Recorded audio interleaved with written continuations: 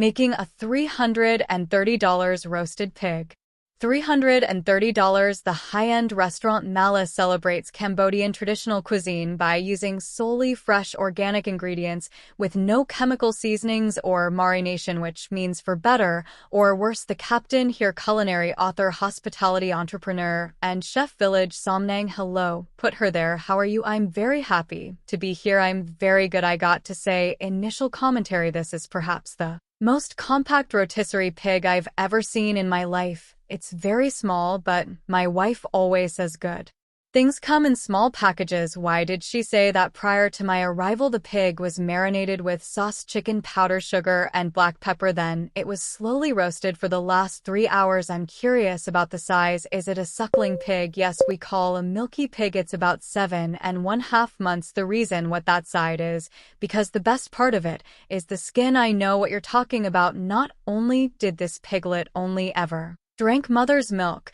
but its mother only ever ate high-quality organic plants like banana trees and potato leaves. The result, exceptional meat quality that needs animal preparation to shine. So we've gone on to the next step here. You're putting on a sauce. Yeah, it's to make it more, can continue layer and layer to make the caramel. Oh my God.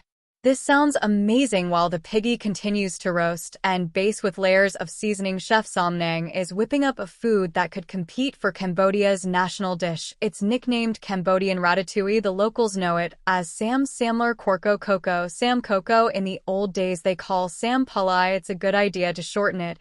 In a pot, Chef Lamong stir fries some pork ribs with oil, and then he adds a splash of fish sauce, a hint of fermented fish, and palm sugar. Next, long beans, pumpkin young jackfruit, papaya, and Cambodian eggplant join the party. Lamong lets it boil until it softens before adding even more ingredients, chunks of fish meat, moringa leaves, and vegetable hummingbirds, followed by shea powder. Finally, coconut milk enriches the whole pot. Oh my gosh, it is very gorgeous. All right, I'm going to start with the fish. A very different experience from the amo, of course not creamy, but just a nice thick savory stew. The fish is very delicate, very dainty. I love it. I'm going to try the pork rib now. Oh, I love that texture. A little soft, but a little firm. It's got enough bite to it. You can peel it off of the bone. I love how aromatic and fresh and just powerful the flavors are so far in everything I've eaten today. That's the C. I'm starting to think everything is like, do you have ice cream coming too? Maybe next time. I'm curious about your perspective on how the traditions of food in Cambodia have changed throughout the last 100 years, especially through the Khmer Rouge. The Khmer Rouge, where took over Cambodia for years immediately after the Vietnam War with the aim of establishing a classless society. They implemented extreme policies including the abolition of private property and urbanization. They destroyed religious sites, burned books, historical artifacts, and led the largest genocide in Cambodia's history. The history of the food started from the K emperor. Traditionally is really simple. The G is a big influence by Indian dealing, the French freezing days, the Gomia coming in. So this is continually grow up to the Karu, but building that a lot of recipe been developed without a choice nor more luxury product. So they cook from the courtyard. So that's some of their recipe is not about loss. It's also create. I think that's a brilliant perspective. A perspective I've not heard before. Yeah, it's not about loss. It's just that through time, no matter the time period, changes have taken place. There have been influences for various reasons, and the cuisine has evolved and changed into what it needed to be at that time. Yes, you are eating for survive, and today we are eating to enjoying amazing. Thank you for your answers. All right, eating $330 roasted pig. Now here we go. Oh my gosh. Okay, I'm excited. So he's going at the neck, and he told me previously.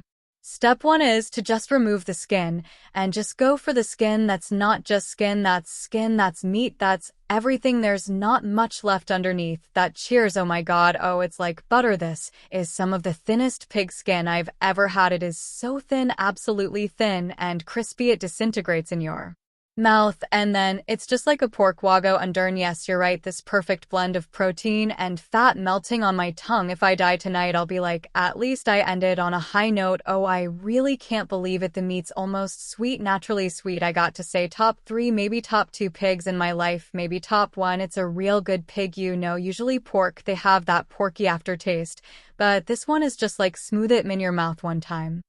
I had a suckling pig in Wongo, and it looked amazing, and then I took a bite, and I was like, thanks, one bite's good. It was just so GY, but this is just something truly magnificent. So, how much of it is its mother, and its good Cambodian DNA, and its pure diet of milk, and how much of it is you? Well, the key ingredient, 80% are important, so we finishing it nicely, because it would take a few hours like this to roast, is very important for us to do. You need to take your time with it. This is a rib. I mean, come on, this is wild. I can't believe it. I'm curious, how is it possible to have a $330 entree in Cambodia, the whole PCK?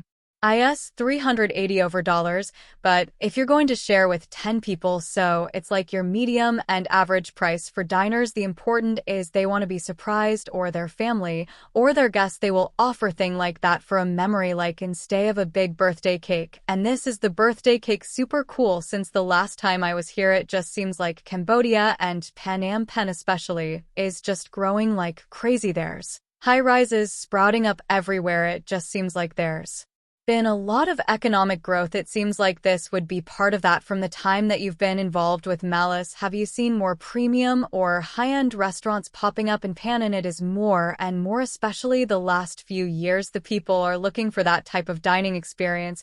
It's not only the food, it's the whole ambient, the story. We already passed the survival stage. People are looking into not only it to fulfill our stomach, but the experience, the memories, but also the learning, the culture. That's why we an expert experience that people can learn about Cambodia through the food angle. Beautiful. Okay. Thank you for watching video. Please subscribe my channel for visit more videos. Bye.